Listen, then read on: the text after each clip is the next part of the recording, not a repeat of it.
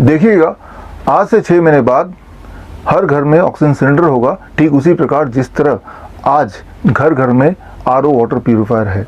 ये अचानक ये कौन सी बीमारी आ गई जहाँ पे लोग सांसों की कमी की वजह से परेशान हैं और ऑक्सीजन की कमी की वजह से लोगों की जान जा रही है। आप रोज अखबार में हेडलाइन में पढ़ते हैं कि ऑक्सीजन नहीं था, कुछ लोगों की जान चली गई। सवाल ये है कि अगर ऑक्सीजन होता तो क्या वो लोग आज जिंदा होते, या फिर जब ऑक्सीजन था तो क्या लोग मरते नहीं थे, या फिर ऑक्सीजन के रहते हुए क्या इंसान की जान नहीं जाती। आप ऑक्सीजन सिलेंडर के पीछे मत भागिए।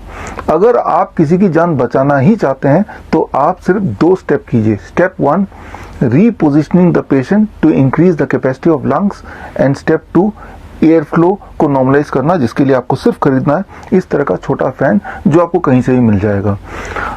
आप जब भी किसी पेशेंट को देखते हैं ब्रेथलेसनेस की अवस्था में, या ब्रेथलेसनेस या ऑक्सीजन सैचुरेशन बहुत लो हो जाता है, तो पेशेंट की स्थिति बहुत गंभीर होती है, तो तब उनको देखते हैं कुछ इस प्रकार लेटे हुए, कुछ इस प्रकार बैठे हुए। यह है रॉन्ग पोजीशनिंग। जब पेशेंट इस प्रकार लेटता है या बैठता है तो उसकी लंग की कैपेसिटी कम हो जाती है। तो पहला स्टेप ये हुआ कि आपको पेशेंट की जो पोजीशनिंग है वो बिल्कुल बदलना है। तो कैसे बदलना है, अब देखिए फोटो में, या तो वो आगे की तरफ झुक के बैठे, आगे की तरफ झुके खड़े हो, या जब लेटे तो पेट के बल लेटे, जिसे बोलते हैं प्रोन वेंटिलेशन या प्रोन पोजीशनिंग। ये तो हुआ पहला स्टेप। जैसे ही आप ऐसा करेंगे तो पेशेंट की लंग की कैपेसिटी बढ़ जाएगी, और लंग की कैपेसिटी बढ़ते ही पेशेंट को इमीडिएटली थोड़ा सा आराम मिलेगा। दूसरा और आखिरी step, air flow. Air flow को मेंटेन करने के लिए आपको इस तरह का फैन उसके नाक के आगे रखना है, करीब 6 इंच दूर, और ये फैन चला देना है। बस ये 2 स्टेप करेंगे तो आप देखेंगे जादू की तरह वो पेशेंट धीरे धीरे रिकवर करने लगेगा, उसकी ब्रेथलेसनेस कम होने लगेगी, उसकी ऑक्सीजन सैचुरेशन बढ़ने लगेगी। ये एक मैजिक की तरह काम करता है। और इस बात को समझने के लिए आप इसी वीडियो में आगे कुछ टेस्टिमोनियल देखिए, कैसे कुछ पेशेंट्स ने यही 2 स्टेप करके अपना ऑक्सीजन सैचुरेशन 45 से 95 तक ले गए। मैं सुनीता गुप्ता दिल्ली में रहती हूँ। मुझे बहुत तेज 2 बुखार हो गया था, और फिर मैं डॉक्टर के पास गई। डॉक्टर ने मुझे दवाई दी।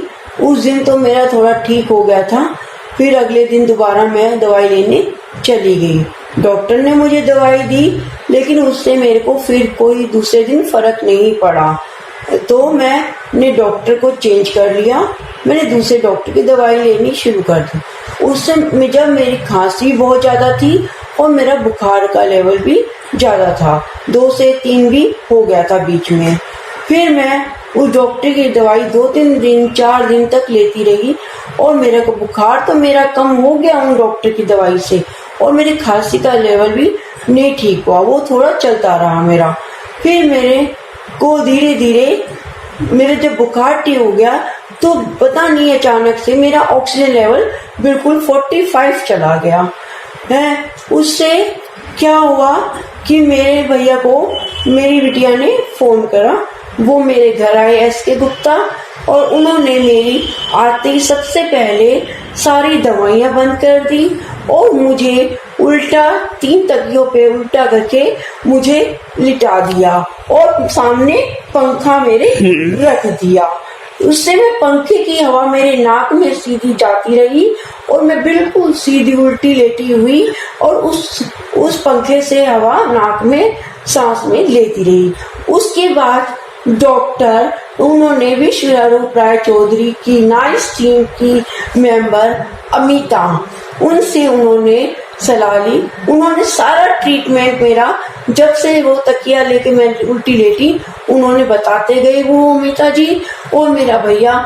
उस तरह से मुझे सब ट्रीटमेंट मेरा करता चला गया। सुबह नारियल का पानी, दोपहर को मौसमी का जूस, फिर उसके बाद मेरे को बहुत सारे फ्रूट्स, और उसके बाद मेरे को सलाद।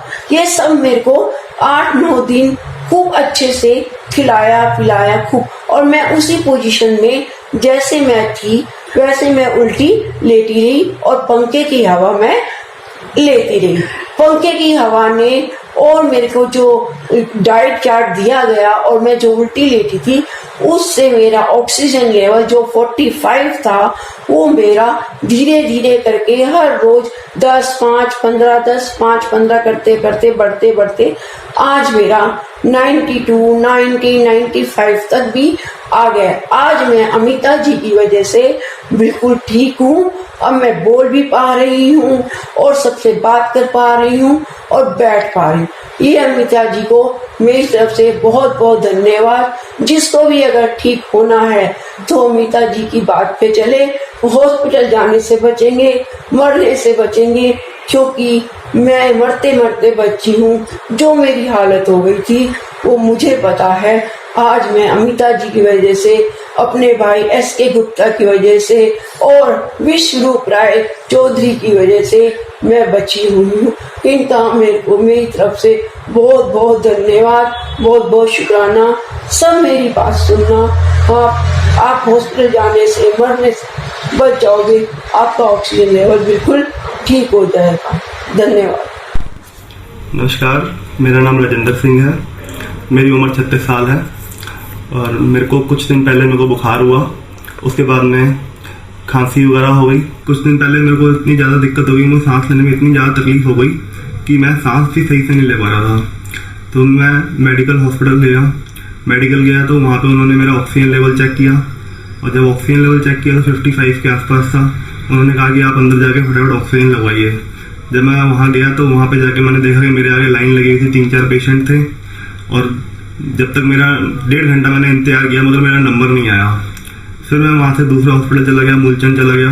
मूलचंद जाके पता किया तो वहाँ पे उन्होंने बोला कि ना हमारे पास बेड है और ना ही हमारे पास ऑक्सीजन गैस है। तो मैं वहाँ से उसी पोजीशन में वापस घर आ गया और घर आने के बाद में मैंने अपने फ्रेंड्स वगैरह को बता ही रखा था कि मेरे को बड़ी प्रॉब्लम हो रही है। तो मेरे फ्रेंड ने मेरे को सजेस्ट किया, डॉक्टर विश्वरूप राय चौधरी जी के बारे में बताया। उसके बाद में उनकी एक डॉक्टर हैं, डॉक्टर हेमा सिंह हैं, उन्होंने मेरे को बताया। उन्होंने मेरे को प्रोन वेंटिलेशन के बारे में बताया और उन्होंने मेरे को बोला कि आप ऐसे ऐसे एक्सरसाइज कीजिए, इससे आपका ऑक्सीजन लेवल नॉर्मल हो जाएगा।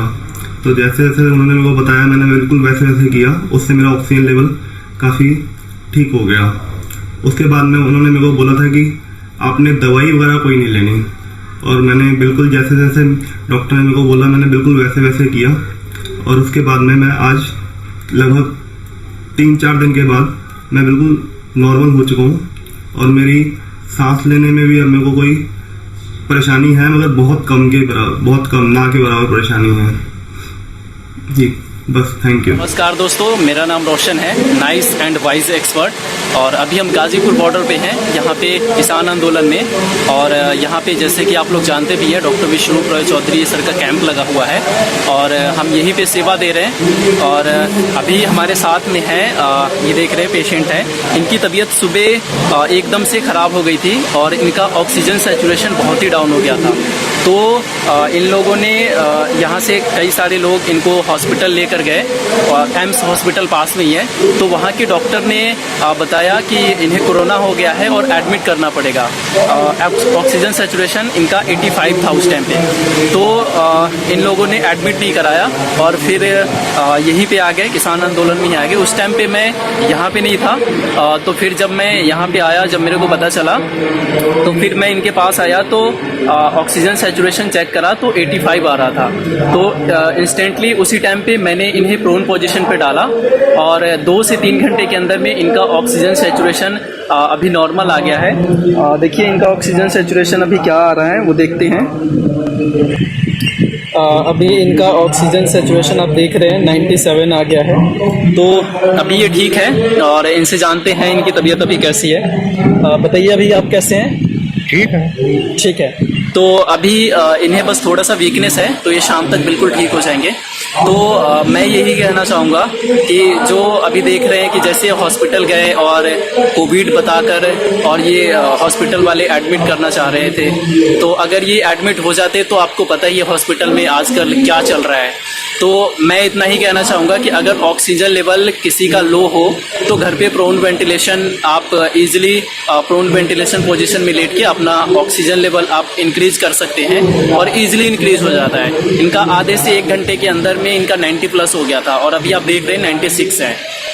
तो अब कोई प्रॉब्लम ही नहीं है। और बाकी हम यहाँ पे हमारा मेडिकल कैंप भी लगा है इधर, तो डेली बेसिस पे 40 से 50 पेशेंट को हम ट्रीट करते हैं और हमें अच्छा भी लग रहा है। धन्यवाद। मैं उम्मीद करता हूँ कि आप इस नॉलेज को यूज़ करेंगे ताकि हम किसी की जान बचा सकें।